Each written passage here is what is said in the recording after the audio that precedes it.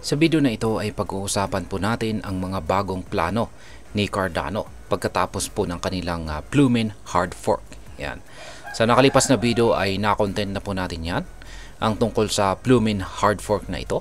Kaya kung hindi pa ninyo napapanood yan ay panoorin na lamang po ninyo. At isa po itong mahalagang milestone para sa blockchain network ni Cardano na siyang nagdala ng full decentralized governance sa kanilang platform. Pero ang tanong ay ano na ang susunod para kay Cardano? Yan, ano ang sunod pagkatapos ng Plumin hard fork na ito?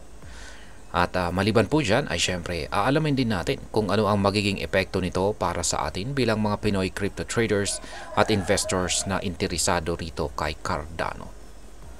At ayan, bago po tayo magpatuloy ay nais ko lamang po munang bigyang linaw ang aking disclaimer kung saan ang nilalaman po ng video na ito ay hindi po ito isang financial advice. For education and information purposes lamang po ang layunin nito. Ayan, ano nga ba ang Plumin hard fork at bakit po ito napakalaga? Sa loob po ng nakaraang 24 oras ay nakumpleto na po ang Cardano network, ang foundational development roadmap nito sa pamamagitan po ng Plumin hard fork. Ang Plumin hard fork ay nagbigay daan para sa isang ganap na decentralized governance system. Ibig sabihin ay may mas kapangyarihan na ang community na magdesisyon kung paano lalago ang network ni Cardano. Pero hindi po dito nagtatapos ang kanilang paglalakbay or journey.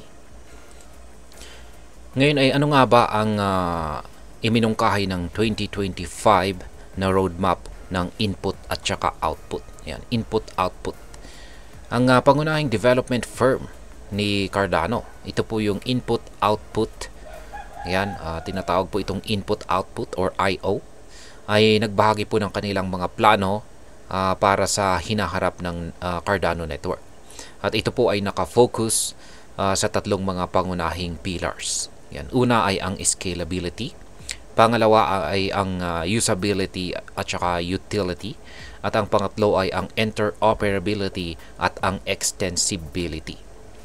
Ngayon ay umpisahan po natin sa scalability. Ayan.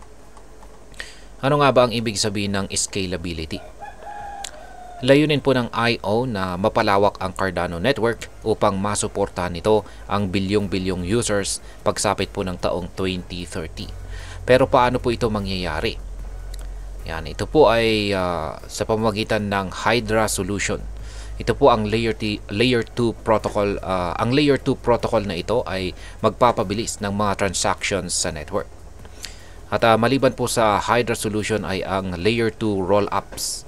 Ito po ay mga technology tulad po ng Midgard at saka Gummy Worm na magpapataas po ng processing capacity. At nandito na rin ang tinatawag po nilang consensus layer updates.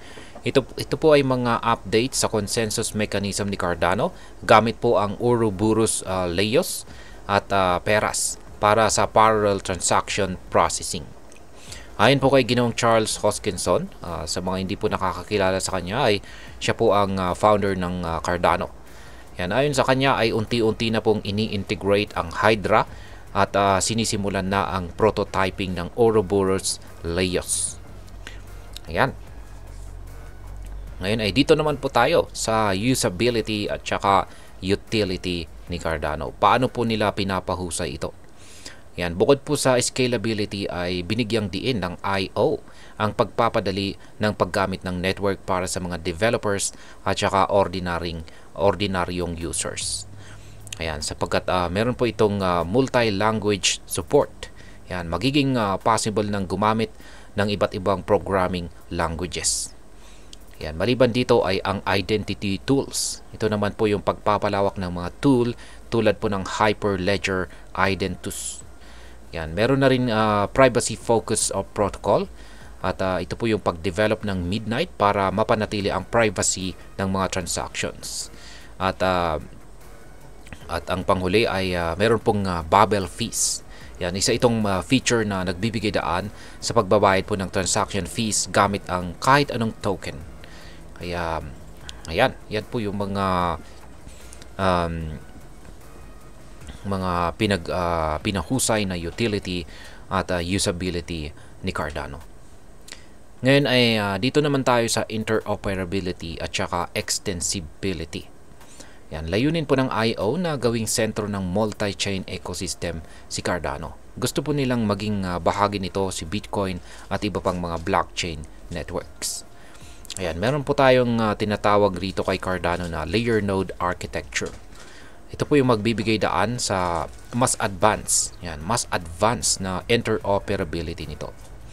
Maliban dito ay ang tinatawag naman na hybrid dApps. Yan, ito po ay mga decentralized applications na kayang gumamit ng multi-resource consensus para sa atomic cross-chain transactions. Ayan. Maliban po sa Hydra dApps ay meron din po silang Bitcoin OS partnerships. Ayan, isang partnership. Magiging smart contract layer po ang Cardano para kay Bitcoin.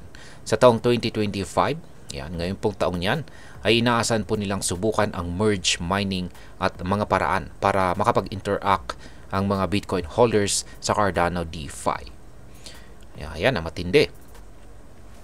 At ngayon ay ano naman ang maaaring maging epekto nito para sa atin bilang mga Pinoy crypto traders at investors.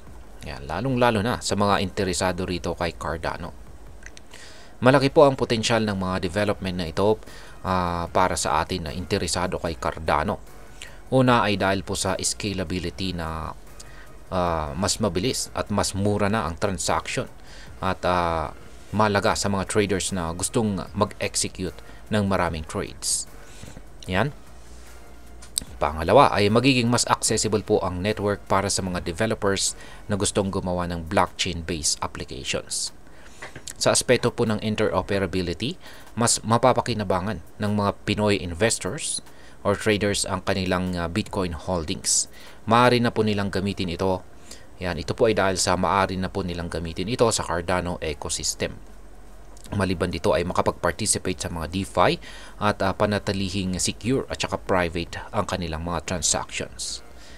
Ayan.